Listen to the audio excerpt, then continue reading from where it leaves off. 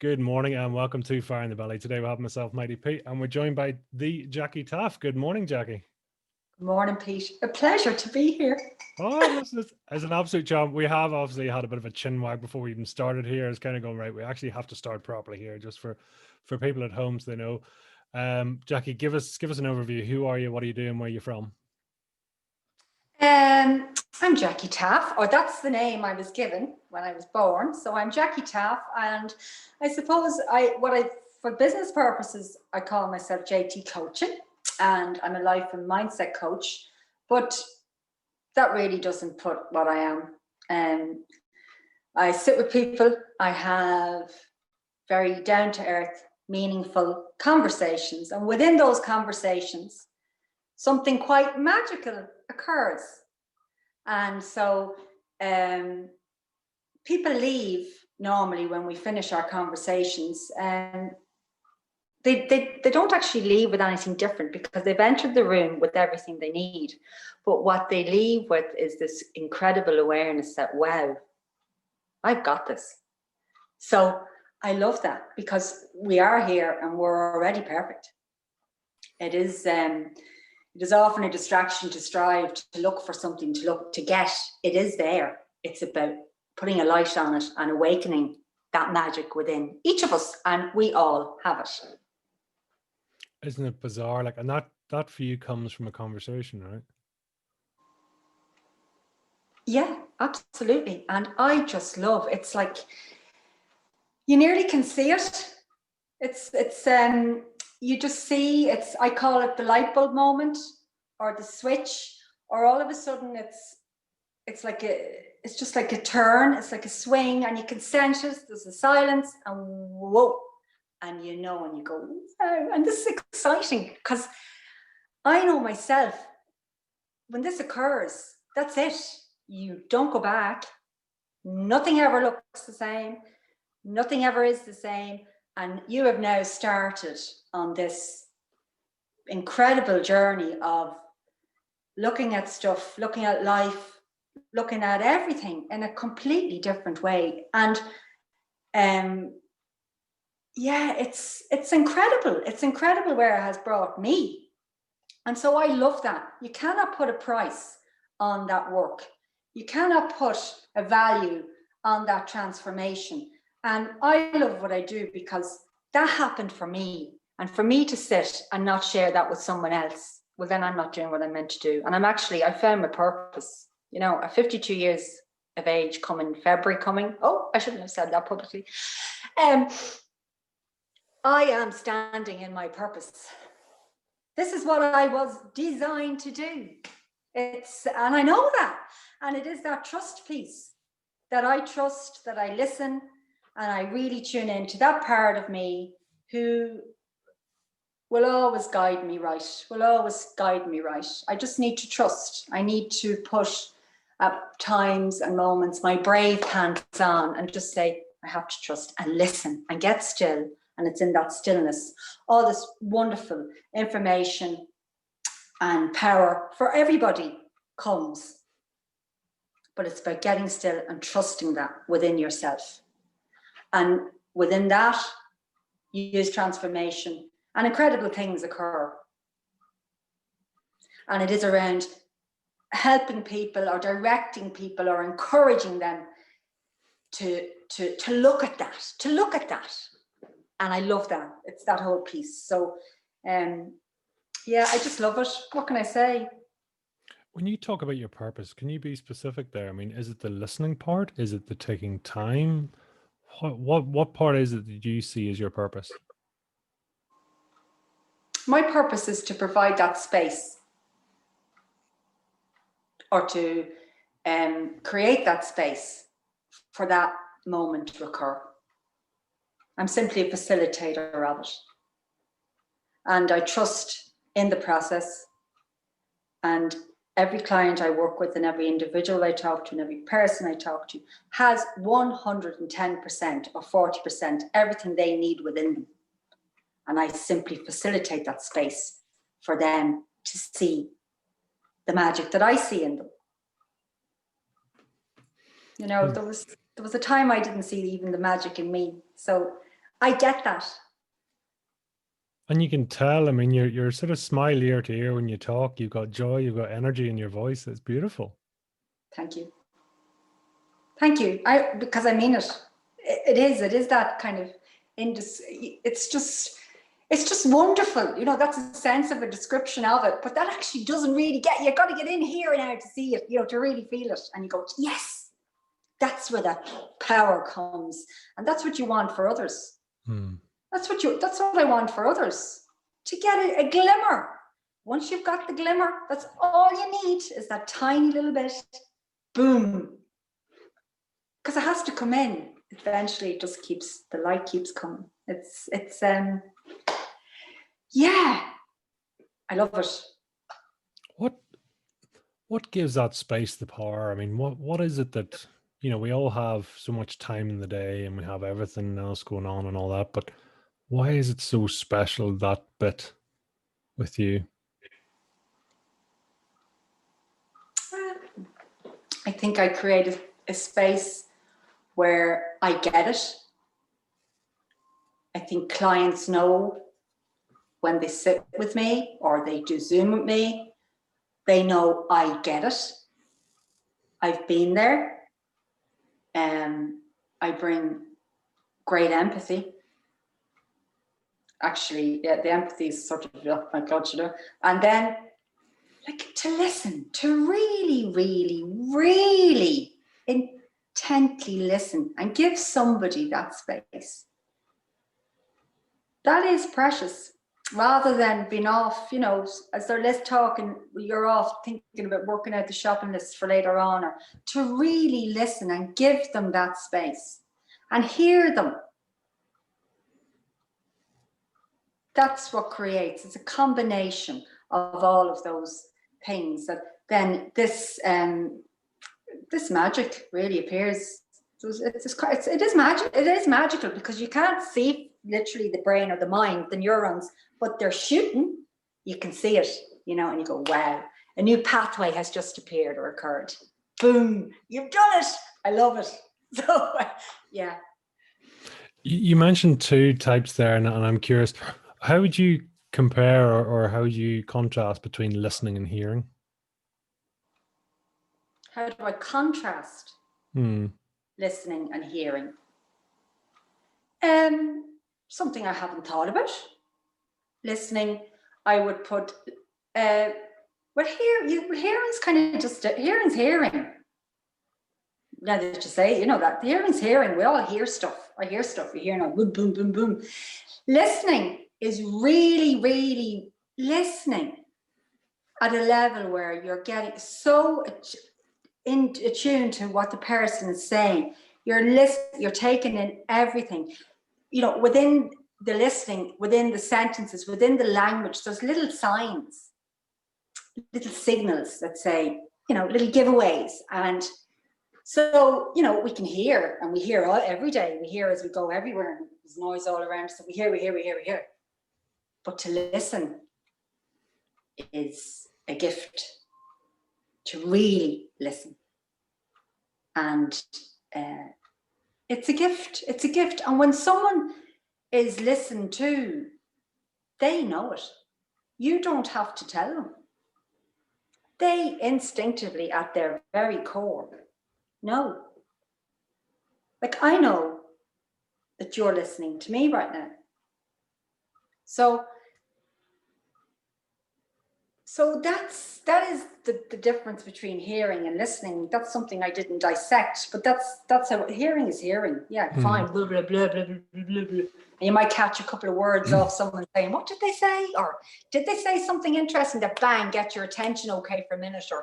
But listening is a completely different skill, and it's a completely different gift to give. And that's, I give that to my clients.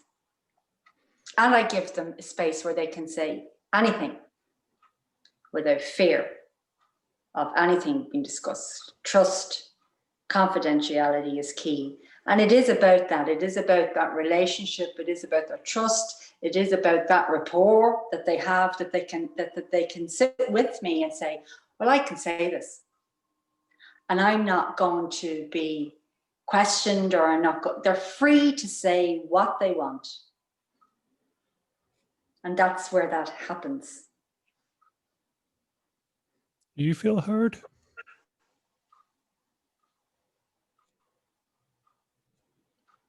Do I feel heard? That's interesting.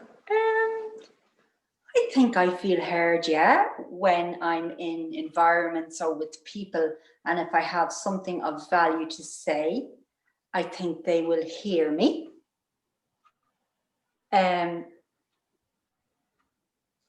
Do I feel heard in conversations with my daughter? We would have a lot of conversations, lots of heart-to-hearts in the last 8-9 months. I really actively tune in to listen to her. It's so important that she feels I can hear her and that I'm understanding her. And if I don't, and if I think that she doesn't, I say to her, you need to tell me, so that and tell me what you think I should do, that we can fix that. So do I feel heard? It depends on whose ears. I mean, if I'm going to do a talk, if I'm going to work with clients, I would like to think, yeah, that they will take on board what I've said. And yeah, absolutely. Do I need to feel heard by everybody? No. Whoever wants to hear me, whoever wants to take my message, whoever wants to listen to me, is who is meant to hear me and listen to me. And I have to trust that. I have to trust that. Actually, I do trust that. It is as it is. It's beautiful. I I love that. Put it into context for us. Talk to us about your daughter. What age is she and what she do? Oh, Cara's 13. Cara's beautiful. Cara's dynamic. Cara's like a beautiful jigsaw with many, many pieces. And she's in second year in secondary. And I think Cara's a genius, to be honest. And I think Cara's has a huge genius within her. I think Cara's exploring herself, finding herself. She's usually self-aware. I don't know what she'd think if she thought I was saying these things here this morning. She's got a keen interest in personalities, and she's so intuitive, because she'll say, I think Pete is IS, blah, blah, blah. She'll say, and then she'll want you to do the test, right? So I think she's really self-aware, and she's really, she can read rooms, and it's something I'll encourage. As in, she'll say, I sense that didn't, and they didn't. And I'd say, well, just listen carefully, tune into that part of you. And what is it? What is it that maybe you might be misinterpreting that you're bringing in? So that it's just not always, about them and you're reading something wrong. You've got to look at the bigger picture. So she's usually creative. She's beautiful. And sure, of course I'd say that. I'm biased. And she's my only one. And yeah, she is one of my biggest teachers. And I do think I've come the road I've come. I have all the knowledge I have, and I continue to learn, because I'm a student of philosophy. So I love this. This is a lifelong commitment. And I'm going to be a lot more in the recent months and coming up months with extra services that I plan to run. And she is one of my biggest teachers. And I think I've been aligned to this also to be here for her. And I think, yeah, that may sound, I have, and I think that's how it is. And yeah, she's beautiful. Oh, and she has her own ideas, stuff. But that's fine. That's fine. We all have our own ideas, and I'll encourage that. But she's lovely. She's a lovely girl. She has such a wonderful energy and lovely, loving soul about her.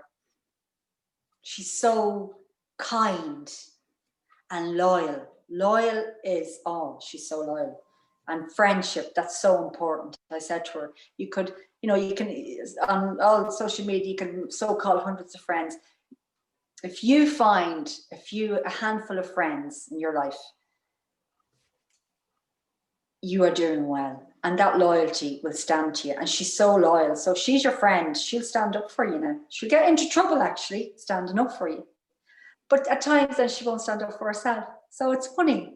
But it's a beautiful trait in her that she'll stand and defend. And something that I would encourage and certainly not knock out of her. Because she's trying to go along and navigate who she's going to be and what she's going to be. And it's a big age. And it's all ahead of you, Pete. It's a big age. Need I say any more? I don't know whether to be petrified or delighted. It's just a different journey. It's a different journey, you know. And she would say to me a lot that part of her doesn't want to grow up. Just she wants to stay small, you know. And I get that. I get that because small is good, you know. So I do get that, and I think that's lovely. But there's, as I say to her, there's wonderful things about growing up too. And so you just have to, well, I said, you don't have an option. You're going one way, but you just got to go with it, take certain stuff when it comes. And I'd love to be small again. And I just think that's all. I look at photographs of her, then you just go, yeah. But I still, part of me like, yeah, no, but she is, I love her as she is now. So yeah, that was, and now we're moving. So every day is a new day. Every day is a new day in our home. That's our philosophy. Pat and I face every day, new day. Right, what's the challenge today? Oh, we didn't have one today. Brilliant. We've had a brilliant day. We're grateful. Next day. And it's a day at a time. Sure. And everybody to be kind to themselves, by the way, because none of us get it right all the time. What does fire in the belly mean to you? To have really, really, really, really honest, raw, authentic conversations. Because that's when we all get to really know each other, we connect, and we're all meant to connect. And it is within those conversations and within people having that freedom, that sense of freedom that they can say what they want, that energy and joy comes in, because it's in that suppression of you not being able to talk about certain stuff or even, you know, to maybe not even admit it to yourself. That's where that frustration comes in for a lot of people, as in they feel they have to show up as somebody else, you know, and people love people because of who they are, you know, because of all those things that you can't actually see. They're quite intangible. They're untouchable. Like if your wife was to describe you, and I asked her to say 5 words about you, I bet you she'd ring 5 words off her tongue, and they're all intangible.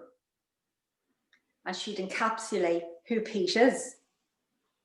So it is around owning then and going with it and sitting in it and doing it regardless. And what I have found is then you start to connect with people. Oh my God, like you start to meet people, totally different people. Like there's a great quote and I use it and I have it stuck around the house, and it's to be nobody but yourself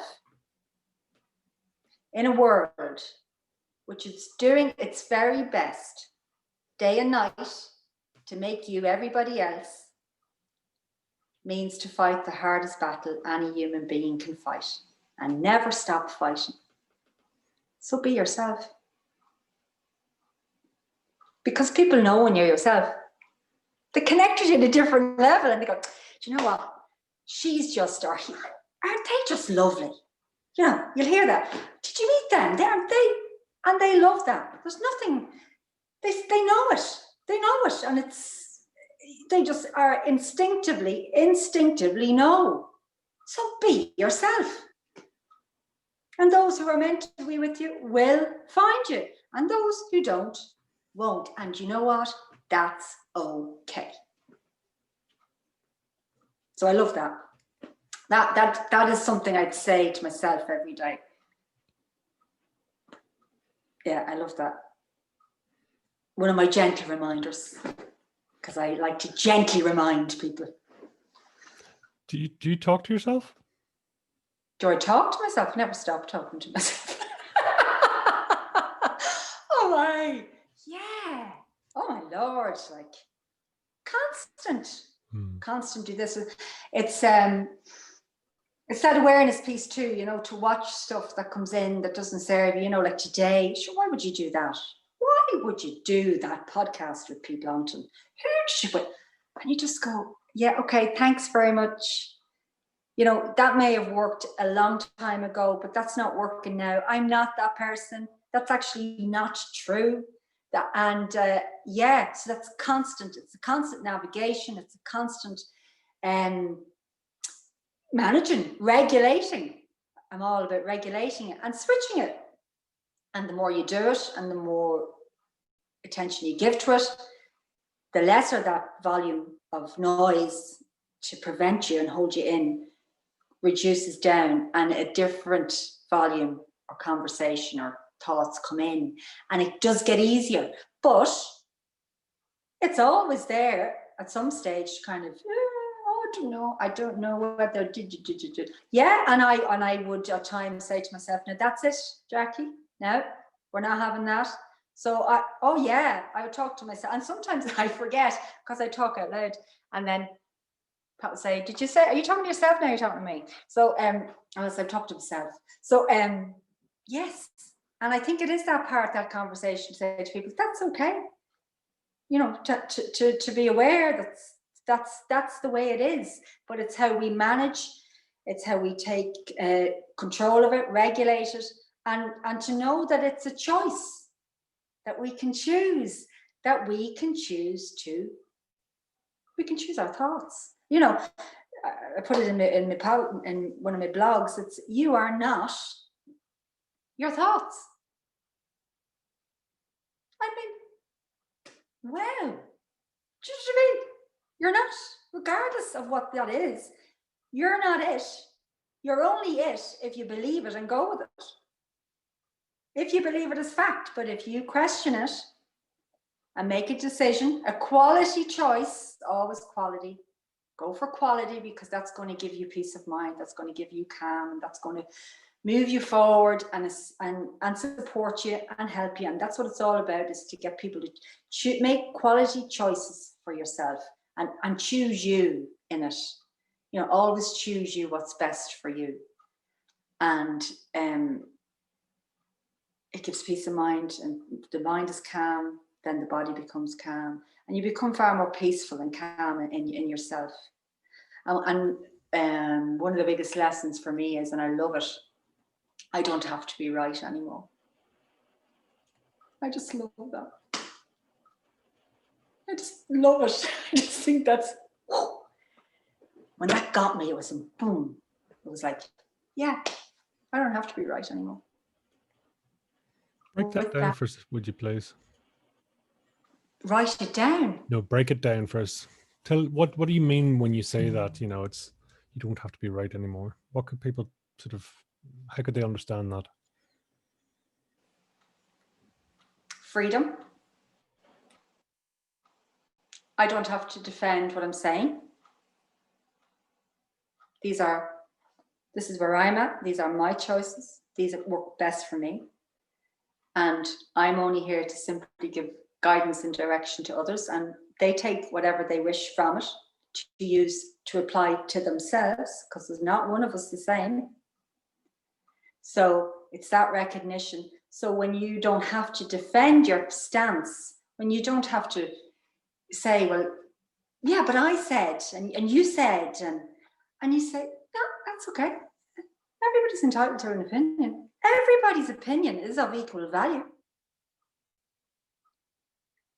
And I don't have to say, well, mine is right and Pete's is wrong. With that comes great freedom. And with that comes even a bigger awareness of what everyone else is saying, because I get interested in everybody and how others view things, and because everybody's got something to bring. You know, like I think you said earlier there before we started, there's Pete, you know, there's only one you know. And I mean, if we all were like Pete, and Pete's fantastic, you don't get me, you're incredible. But you know, if everybody was Jacqui, well then we would all be. So it is that mix, it is that those ideas, it is those opinions, it is those that make us who we are. And we each have a value, and we each bring valuable stuff. And it's about me saying, yeah, and appreciating that. And we're all the same. There's no one better. I'm not better. I'm not this. I'm not that. We're all the same. And we just may be on different parts of that journey or path. And if I can throw a little bit of light and give you guidance and say, well, you know, June, or you can go this, you go that way, well then so well and good. But it's always about you, what's best for you, what you feel is best for you. It's your choice, because you're you. And who am I to change that? So I love that. But that was hugely powerful for me. And I say that quite a lot to people. Yeah, I love that, having to be right anymore. The freedom. When did this all kick in for you, Jacqui? I mean, has it always been there? Is it?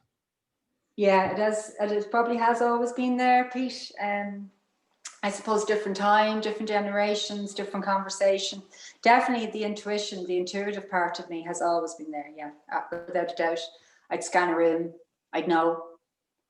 I just know. I can read people, but sense, feeling. I just know. I know stuff, and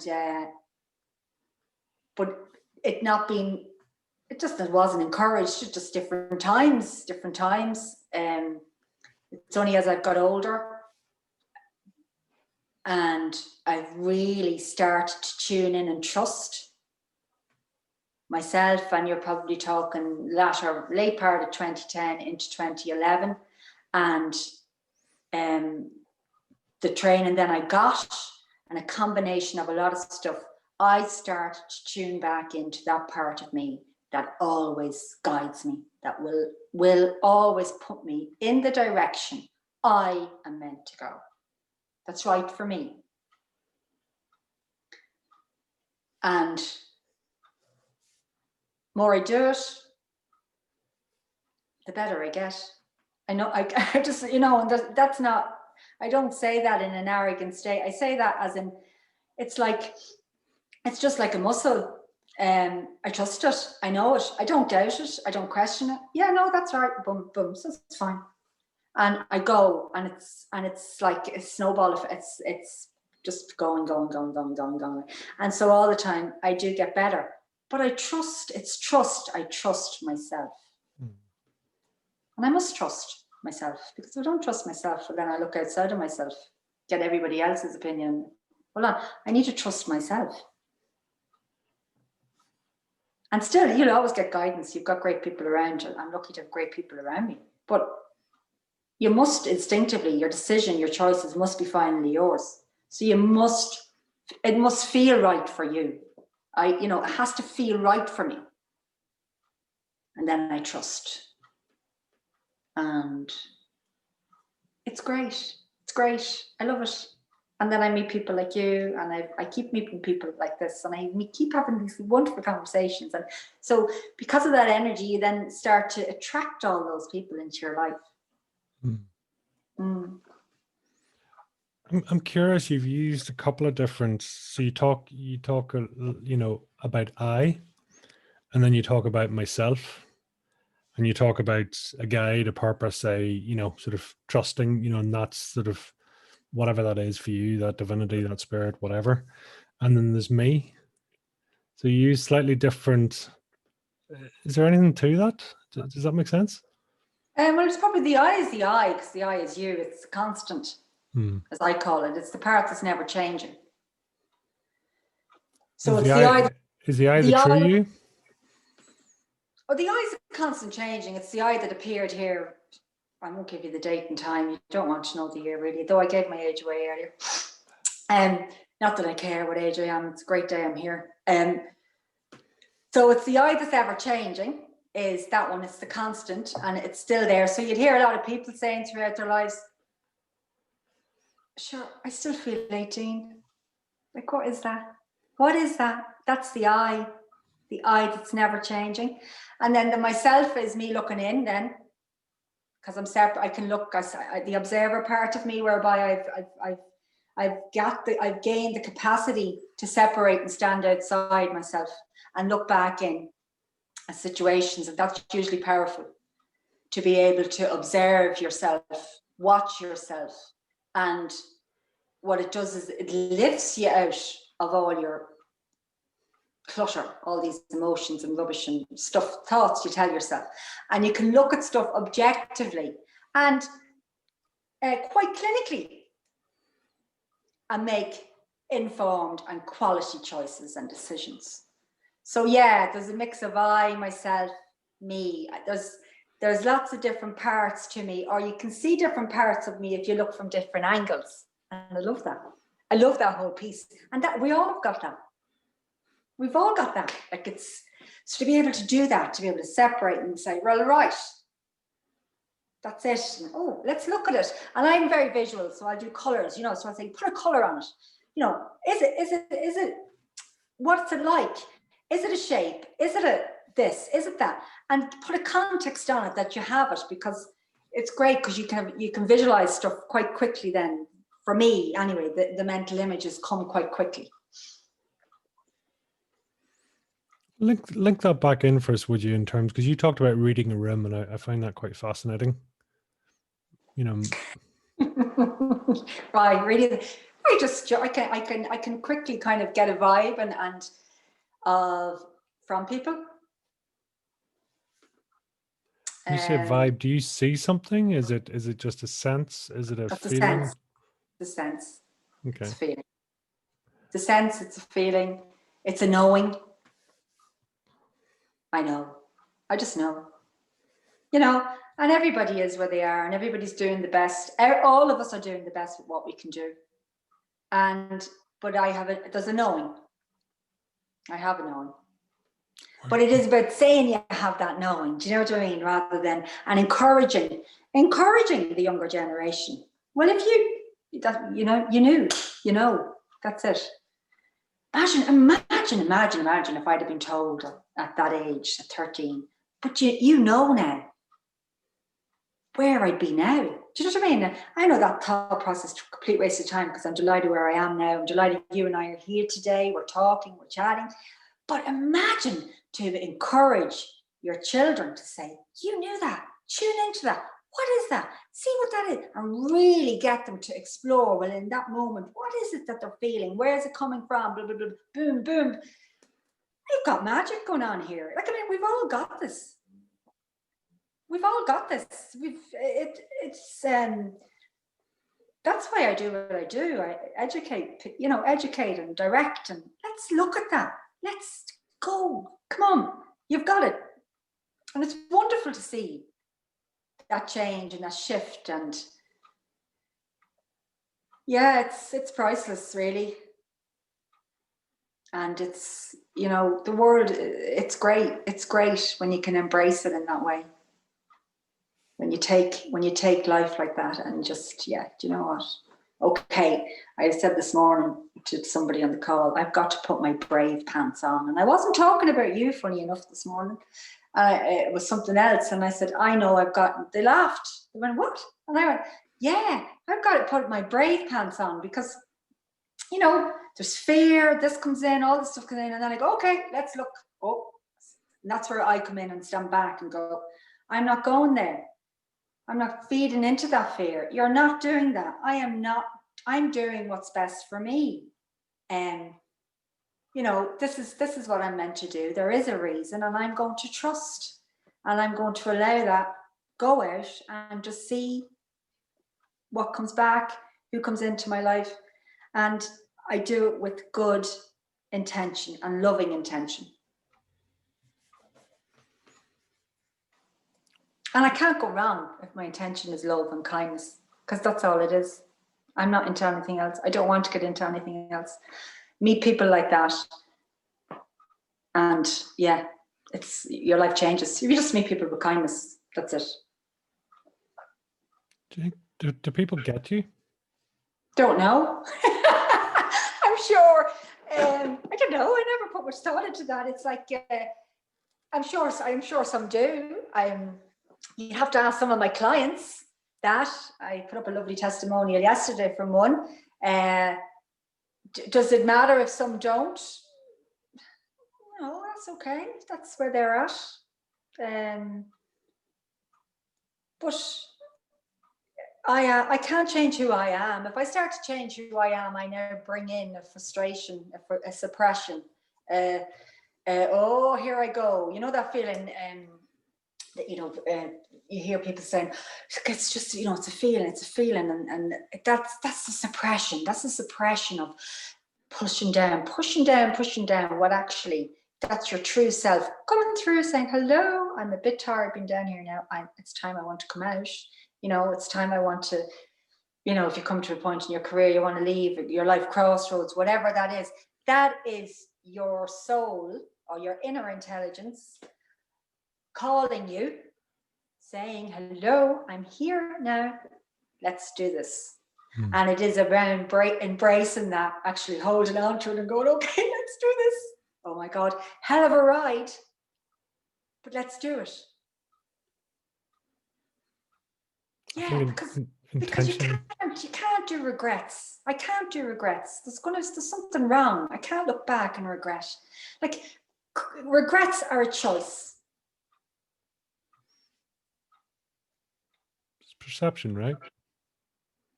Regrets are a choice. So if I regret, it is something fundamentally at my core I wanted to do. And I went and I allowed that part of me to talk myself out of it.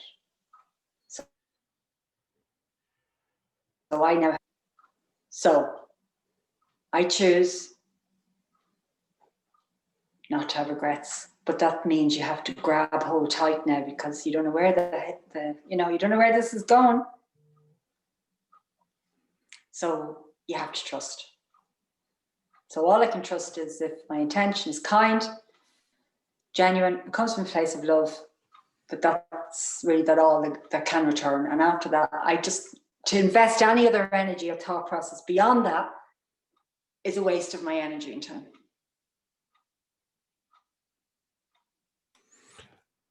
Can you see yourself? I mean, do you have, but like, I suppose with your own clients, I mean, do you find it useful to go through a process and almost to talk it out, per se? Is that a useful process for you, or are you sort of able to talk yourself through it? Yes, I don't understand what you mean by that question. Do I see myself in my clients? No, sorry. Do you, in terms of your own thought processes, are you able to understand them? So I suppose with your clients, and we talk about listening and hearing, do you find it useful then to be listened to and to be heard, to allow you to process your thoughts, or are you able to internalize that yourself? Oh, I love all of it. I would see myself in all my clients, first of all, which is wonderful to see part of it in someone else, because we're all the same fundamentally at our core. And then self-coaching, yeah, I'm pretty good at it. I've become a master. I do supervision. I have to. If I'm not under supervision and I'm working with clients, I'm not doing what I'm meant to do. So love supervision. I love talking. I love reflecting. I love getting a new moment when somebody will say something to me and bring in another perspective as well. And you go, wow, love that. And then I go and look. Do you know what I have?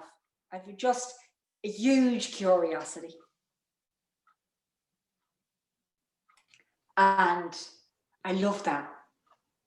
And because I don't have to be right, it means when I see stuff that I mightn't like about me, I can just say, okay, well, you're not doing that anymore.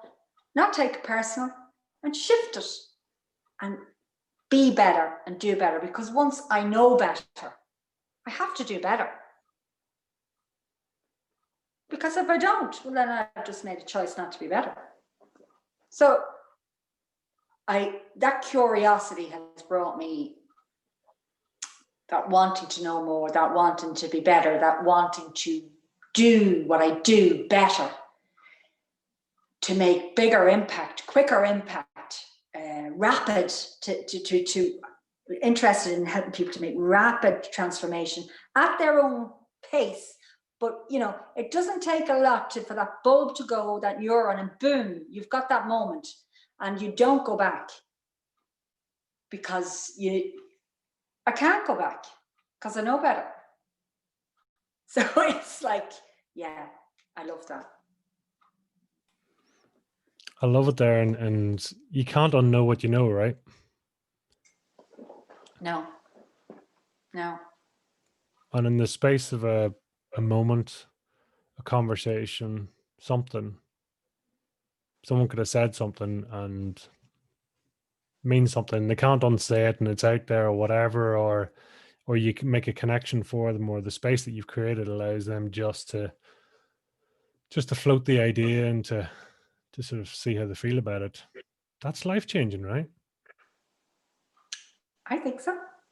I think even life-changing doesn't even go near to describe the whole, when you put it all up and wrap it all up, and that transformation that happens, the intangible part for the individual, the intangible part for me, you know,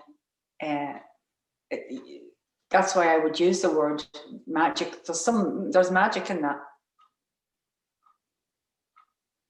In that moment. Yeah, words sometimes can narrow it down and limit. So I'm always conscious of limiting ourselves with our language. I'd be mindful of that. Yeah. How do you express yourself? What's your best form of expression? I suppose I've got lots of, like, I love the work that I do. I love dancing. I can't say I was. I am a great dancer. It's just that I just don't dance as often anymore. But you'll find me here in the kitchen dancing. Look, because I love music. So music brings you just automatically into a good space. And there's nothing nicer than putting on your music, your favorite stuff. I won't tell you what era, but it was the best. It was the 80s. And just like booming it out, like, and off I go. I love that. So dancing, the garden, love my garden, the nature, love animals, big animal lover. Love people, and love my family, like, and my friends. I'm very fortunate to have, that's. I'm fortunate to be surrounded by people, or people have come into my life that want what's good for me too, and I know that. And that's nice, and I want what's best for them, and that's nice. That's lovely. That's a nice sense and feeling, and you can't buy that. All the stuff is priceless. And it is in all those small little things. It is like in dancing in the kitchen on your own. And I mean, you know, like some might say, well, okay, whatever. But I mean, that's who I am. So I'm not going to change. Yeah, I'm not going to change who I am to fit in. Why? What's your take on how people end up? Because you talk about your true self and how potentially we could suppress that, and you know, you're not being your true self. Why does that split come? You know, why do we hold ourselves versus our true selves? Why are they held apart, do you think? I don't think it's done intentionally. I think from the moment we arrive, we're all born into different environments, different sets of circumstances, different belief systems. So it starts from there. It's a natural it's just life, actually. You don't even notice it. It doesn't even come on the radar that, that somebody else would have a different set of circumstances, a different environment. Then you go into school and all of a sudden, and all these little rules, and yet you're told, oh yeah, be yourself or whatever. But then there's always little caveats, little tags. Then someone will go in, well, you can, but you've got to do this. So there's always this chipping. Nice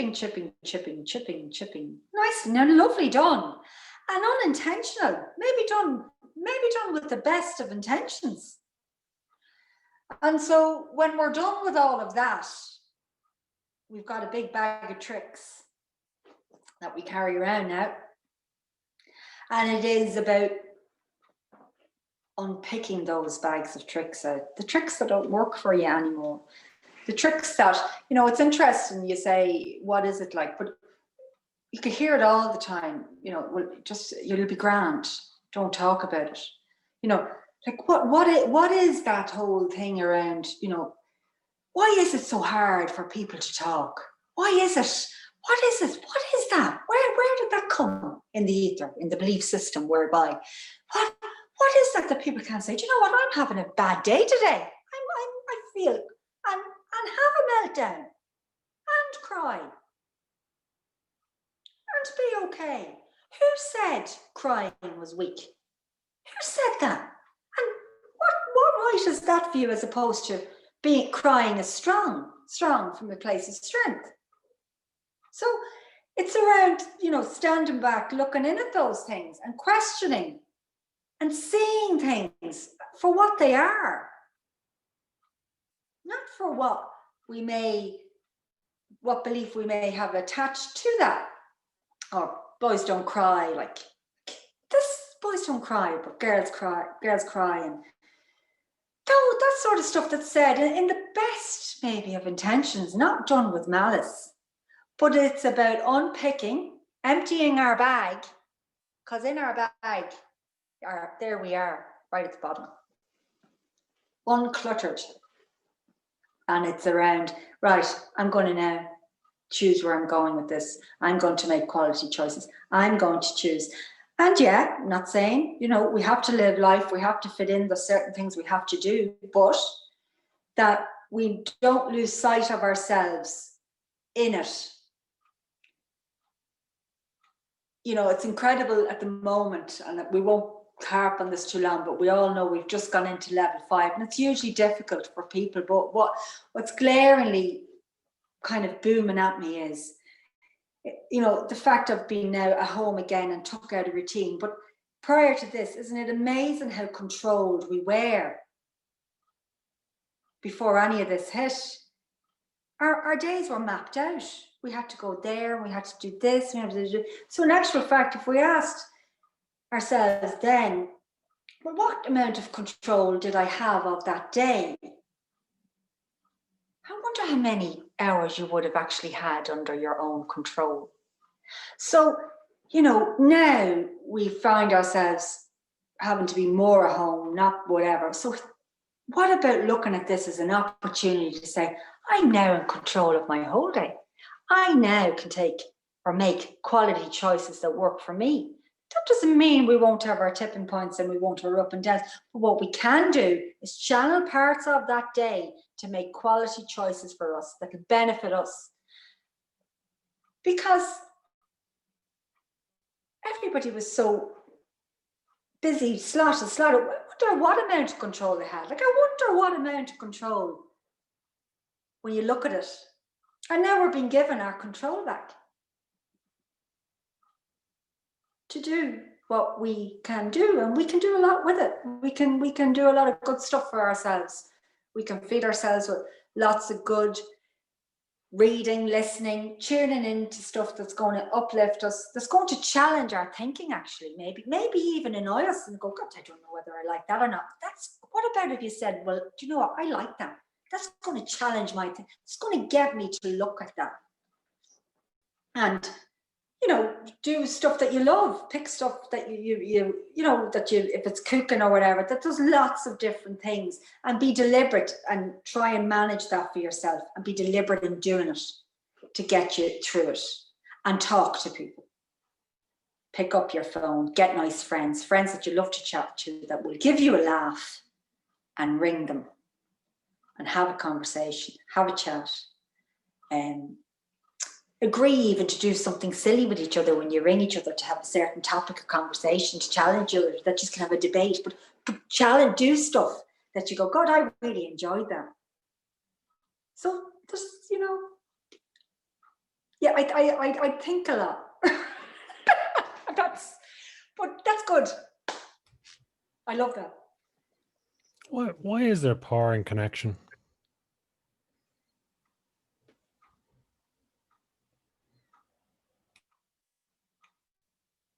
Because you're at one with someone. We're all connected anyway. But there's nothing like a conversation. Like human, and I know we can't, some of us be together at the minute and we'll have to do it over social, but we're still connected. Like I'm connecting with you. It can be done. It is being done. Like it works.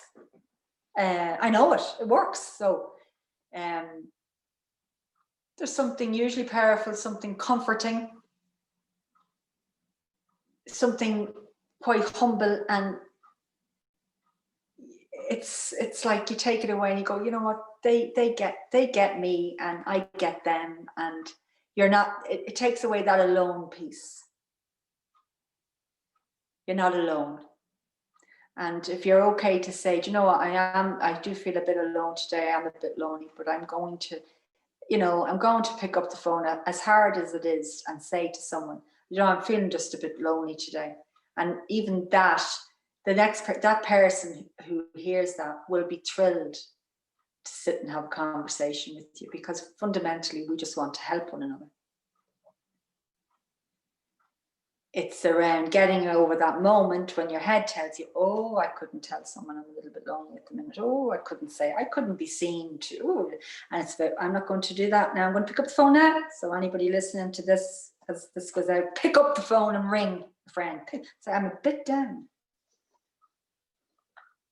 And, I'm having a wobble. Like I put my brave pants on. I'm okay to say that. Sugar came in. I can't, just to say that I wouldn't be, or that I wouldn't have normal concerns, a little would be to deny that part of me too. So I have to embrace it all, because there's all those dynamics going on. And it is then, okay, yeah. And actually, sometimes you can even watch them flying by and it's like, there it goes. Where before maybe it would have stopped and paused a bit longer and hung around because it knew you were going to give into it and give it the attention, but no. So now it's kind of goes, for me, quicker. So I find that fascinating. The more you pay attention to the stories, the thoughts that go on in your head. It's quite funny, some of them. They may not make any sense at all. Like, where did that come from?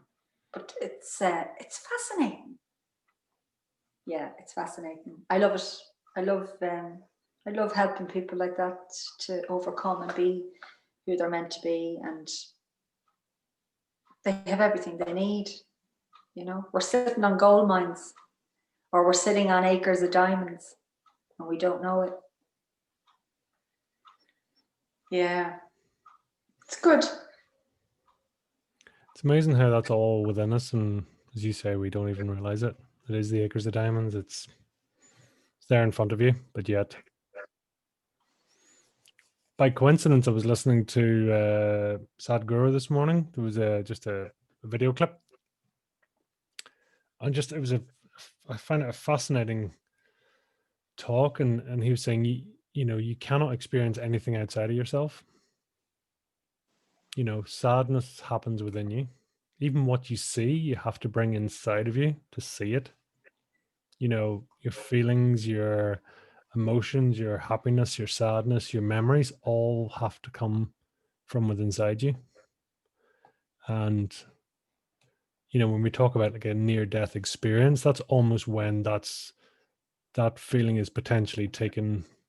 That's seen as a moment of, call it enlightenment, call it whatever you want. That moment of almost like a crossing over, where your experiences potentially come from without of you or come from another source, and people see that as a mad epiphany. But just when you talked about Acres of Diamonds and you talked about, you know, that giving people the opportunity just to talk or to just, you know, just to be and to sort of understand their own voice, that I don't know, I'm sort of blown away by the power of that, you know, and listening to yourself and being proud and liking you and loving yourself. I mean, do you like yourself? Do you love yourself? Yeah, but not in a, I don't know why now I have to excuse that. I like myself. I'm nice. I'm nice. If you knew me really, really, really well, you'd know, you'd like me. Like I am who I am. I'm honest. I'm very trustworthy. I'm loyal. Integrity is huge to me. I'm nice. I'm nice, yeah. So I like me. I like that. And I love that in others. And I see that in others. And yeah, I like me. And that's okay. And that's said from a very humble, not arrogant place. You have to like yourself. If you don't like yourself, well then, you know, like, I mean, you're not getting away from yourself. You're pretty stuck. So you've got to get to know yourself. You've got to become an authority on yourself. You've got to understand yourself. You've got to understand what triggers you. You've got to understand why it triggered you and become aware of what it is, you know, that caused that.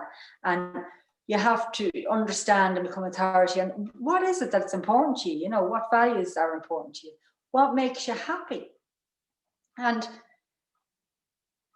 when you know that, and you just follow that natural, it's your natural flow within you, it's your natural instinct, you become so at peace within yourself because you're aligning yourself. It's in the struggle of you being somebody else to stand in, to fit in with somebody else, that causes that struggle, that separation of yourself, whereby you're trying to be somebody you're not. And that then, sure, you know, like, you know, you come home, you go, why did I do that? Like, you know, like that wasn't even me. And this is where the inner struggle happens, and people see when and they don't, you know, just be yourself. People love that, and they know it. We instinctively know it. And it's that intangible part of us. It's all that brilliant stuff about us that we can't see. That's where all our power is. It's not in our physical body, because the body's just the body, and the body's on a trajectory, end of, and there's no stopping it. But yeah, so much attention can go on that, and that's okay. You have different stages maybe in your life whereby that may be the case. And yeah, you absolutely keep well and healthy and all of that. But it's the other part, the part that's the constant, the part of us that's always the same. But yet some of the little baggage that we picked up has gone and lay on it and tried to cover it up and dim it down and try to, you know, blend us into something else that we're not.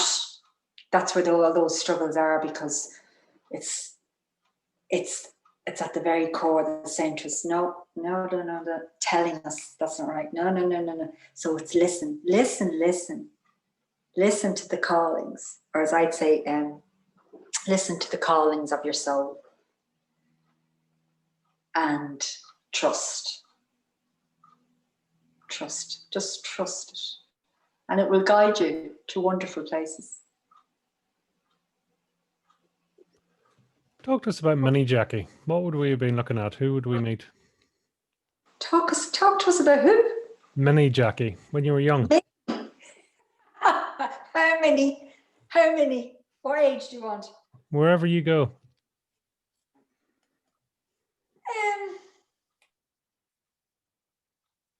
Mini Jacqui. Mini Jacqui used to stand up for her sister.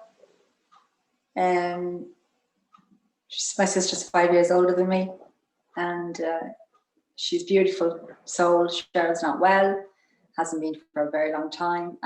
But I used to stand up for Cheryl, so, well, she'd just come in and she wouldn't stand up for herself. So I'd say, I have to go sort that out.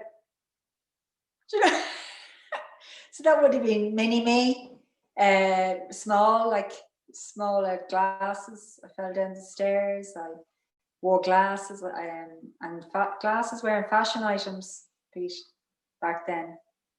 They were the ones you got for free.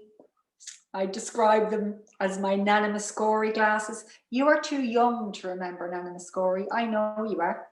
Have you ever heard of Nana Muscori? I have actually, yeah. Now I couldn't talk in context, but I have heard. Okay, so can you see her though?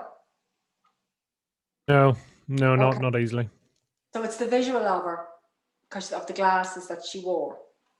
They were a certain shape, and they were, well, I didn't like them, and I wore one similar. So that kind of, where now it's amazing. I look at young people and they're like fashion items, but mine wasn't. They'd be calling you Four Eyes. So I'd have been kind, I'd have been a loyal friend.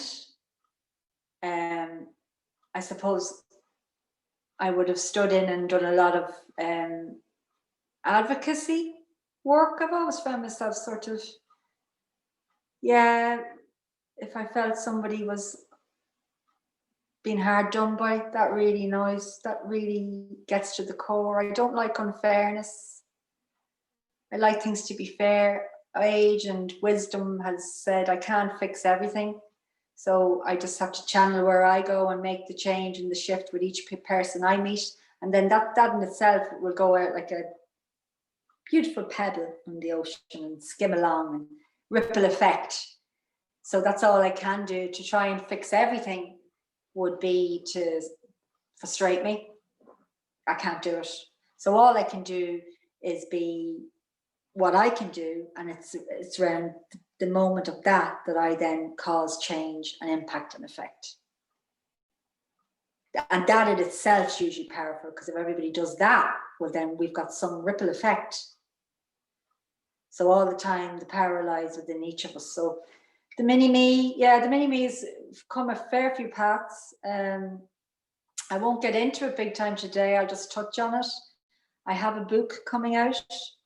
It is around an event that happened, a traumatic event that happened in my life when I was 15, and I've written about it. This time last year it didn't exist as in the form of a book. It's amazing. And everything started to really take off in January of this year, in February. So it's working along, and we're nearly there. The anniversary of the event itself is 36 years ago Friday coming, about 1:15, 1:25 in the day. So I plan to make just a short announcement to mark that anniversary, to break that silence, and maybe to invite, because the book will be published and launched for the 18th of February 2021, when I think it's nice, when new life, spring is on the return, new beginnings, new everything, because this is very much a book to encourage people, to empower, to talk about stuff that they might be fearful of talking about. It's about inspiring them, and it's about saying, we're never alone. In actual fact, when you strip us all back, we're all the same. We're all the same. And it is around, if we all come into the room thinking we're just all the same, how powerful is that? When we leave all our other stuff outside, and all our own ideas about ourselves and our this and that about ourselves, and just leave it outside, and just bring you into the room. And there's a great acceptance in that. So, and I need to put my brave pants on for that. I know I will, but I'm saying that, and I'll say that, and it comes from the best place. And it's incredible. This was never the intention. It just seems to be leading me to there. And I have to go. I have to go. I have to listen. It's odd. It's odd. I have to trust. Do you know why now? Why I have to trust? No, Or what why do you now? know why now is the time for the book and to I think the timing's right. I think I'm in the right space. I think I have done so much stuff on myself. I have come to a place in my life. I have, and every day I still get some sort of new awareness. And it's time, and it is the time. It wasn't meant to be any other time, isn't that? And I know that. This is the time. It's I'm in that space. I'm in, and because I work in images, it was beautiful. It's going to be images, because I would see stuff in images. And it is the time, and I think it's like, I have a chapter in it called Being Compliant with the Silence. How compliant I was with it, not to really talk about it all that much. And by not being compliant with that silence anymore, I now take my power back. Because it's only when you put a light on something and say, you know what, it is as it is, it happened, but that's not me. And you break that silence, that's when you take your power back. That's when you take control of your situation. And that's where your power is. And that's within each and every one of us. We have that choice at any moment. But sometimes the moments don't come until then. So my time is actually, it is now. isn't it? I mean, I'm sort of struck, and certainly I don't want to sort of take you into on the book and what it's all about. But I suppose I'm curious, and that 36 years later from this event, and how I suppose I'm struck by how much people can carry, how much people can push down in their lives, how much stuff we can carry, hide, disguise, not talk about through our lives. I mean, it's quite something, really, isn't it? Until you eventually get to the point that actually it has to come back out. As you say, you talk about your truth, almost sort of you bury it. It's eventually it's going to come out. It's going to burst out somehow, somewhere. And even for yourself, having gone through all this, you've had 36 years. But you just said there, it has to come out, right? But you know what's incredible about it? As you said that, and I go, wow, right? But it has an intelligence about it, the truth. Because it waits until you're ready. That goes for all of us. So it waits until the individual then's ready to get certain stuff, because it's a process. Like, it's not just boom, boom, boom. Yeah, the transformation itself, the light bulb moment, is literally boom. But then you're on your path, then you're on your road, then you're on your journey. So it is around all of those pieces then all starting to slot, and it knows. Isn't that incredible that intelligence now knows you're ready? Come on, we've had enough. Let's do this. That's at the core of everybody. I love that, to think that. I'm just waiting to be tapped into for people. What through your 20s and 30s, what was your career, or what did you do, Jacqui? What was your background?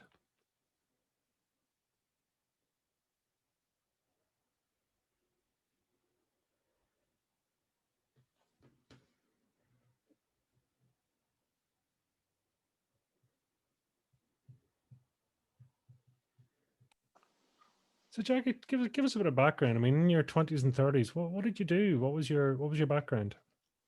I was very fortunate. I fell in at the age of 24. I fell in to a managerial role, or coordinator, or as some might call us, supervisors.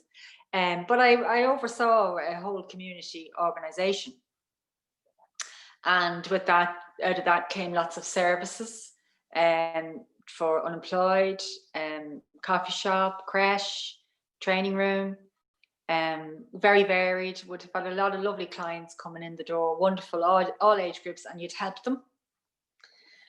And I was there 25 years. So I really, I was very lucky that even though I was jolted off my path, I still got to work with what I'm brilliant at, which was people. I still got to help people, and there's some, there's some wonderful stories of people that would have come in looking for help, really looking for help, like home heating, and didn't have heating, or their walls dry lined and were cold in the winter, and like I'd have to go and help them get that. That's not right. It's not right this day and age. That's just not right to me. And wonderful stories, different people. And I suppose looking back now, it's a shame I didn't log the hundreds. It's because there has to be hundreds that filtered throughout my life. So I was very fortunate to be able to do that. And I just love people, because we are incredible. We just, for some just they don't recognize it yet. But look, that's why I'm here. So I'll help you recognize it. I love that sort of almost facilitator role, that giving people the space to actually recognize themselves. It's powerful. But that's, I mean, I can't, it's not my place to go in and tell anybody whether you're going to do blah, blah, blah, blah. That's not my approach. I'm with them, and I'll support them and guide them and enable them and empower them, and maybe flash a light on something if I say, okay, well, does that really work for you? Does that thought, is that going to help you? So I'll step in and I'll challenge, but always in a constructive way, because they've got the power, and I know it, and I have to facilitate that. And if I don't, well, then I'm not doing what I'm meant to do. So that's a good timely reminder for me, and gentle reminder with every interaction I'd have, including my daughter. She's a human being. She's an individual. I got to be mindful that I don't try and suffocate that. So I've got to stand back. That now can be a challenge, because you're right in it, being a parent. That's different. You've got all the emotions there and all the stuff. So I mean, that's trust, that's faith, that's everything all together, isn't it? Sort of trusting that the right thing will happen, and especially with younger people in general. Yeah. Well, I mean, all I can do is, share what I understand, share what I know, and after that, it's about you understanding and what you take from it and your interpretation. So I have it. Here it is. And what is it now you can do with that? And it is around, when you know it, you know it. When you get it, you get it. And you can't unknow what you know. So I love that. But you have to arrive at that when you know it yourself. And you go, yeah, I get that. You get it, and you get it. And it is around that moment when you go, oh, I get that. Yeah, that's interesting. And that reflective piece, and allow yourself that space to reflect. Because with that comes then a wider scan. It's like looking down on something, and you can see all of the angles, all of the perspectives, all of the stuff. And that's with anything in life. Everything has a different angle and perspective. Everything, like we see the world very differently. We're here today, you're looking at me, I'm looking at you, but you see things very differently to me, and each of us see everything different. We all have a different lens, but we can shift those lenses. It's around creating the lens that you want, and you can create that, and you can choose to create it.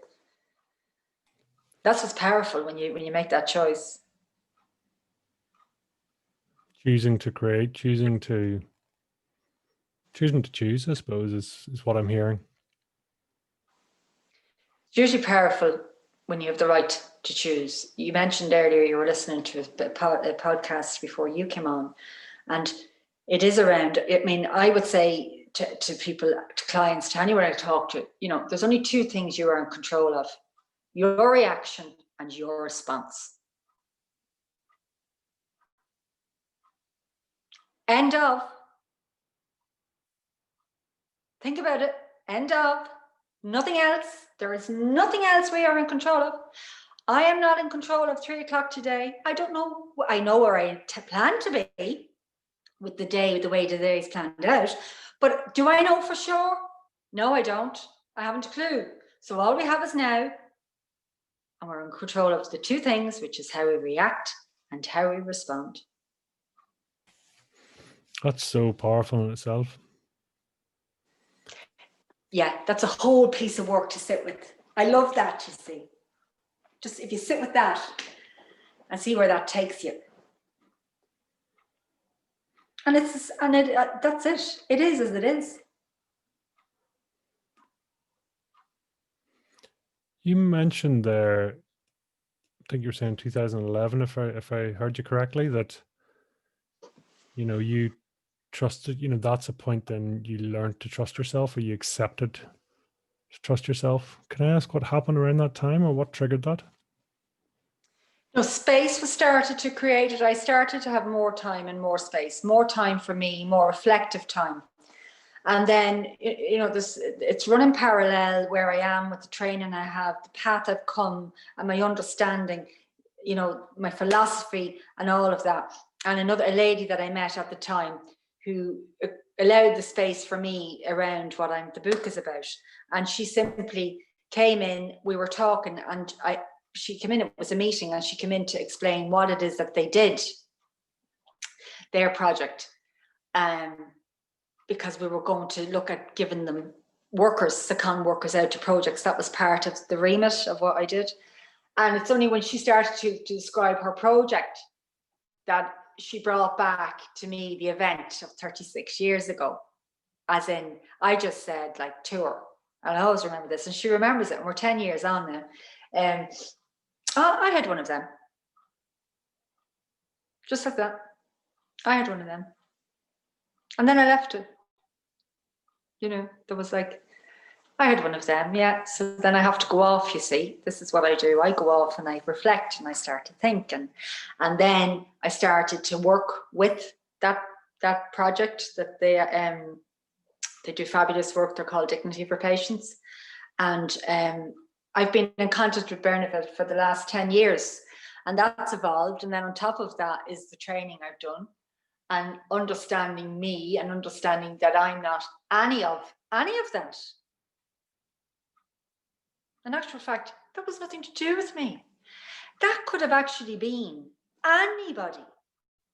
I just happened to be there then.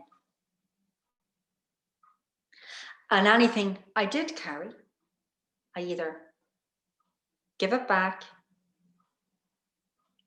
or I gave it up. So there's 3 elements. You let go by either giving back or giving it up. Because none of that was mine. And that's powerful, to know that you're not any of that, and that you can choose how you react and how you respond and how you go forward with what you do and what you know. And it's incredible what you know. That's another day's conversation, the amount of stuff that we actually know that we might not think we know, but we know. And we make these decisions very quickly during the day. We mightn't even notice that, but we do stuff instinctively because we know that was the right thing to do. And yet that's sort of not even given any value. And yet it's there, it's always there, but it's around, if you really home in on it and say, wow, it is, that's incredible.